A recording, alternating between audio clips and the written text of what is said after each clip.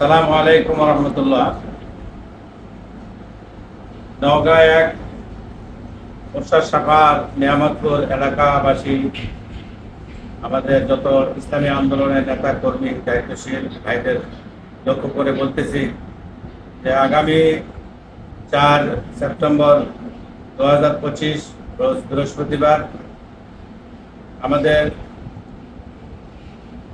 46 নওগাঁ আসনের মনোনয়ন প্রার্থী জনাব আব্দুল হক শাহর নেতৃত্বে যে কর্মী সদস্য দায়িত্বশীল অনুষ্ঠান হতে যাচ্ছে, এখানে সকলের উপস্থিতি কামনা করছি এবং এই অনুষ্ঠানে উপস্থিত থাকছেন আমাদের কেন্দ্রীয় মেহমান অর্থাৎ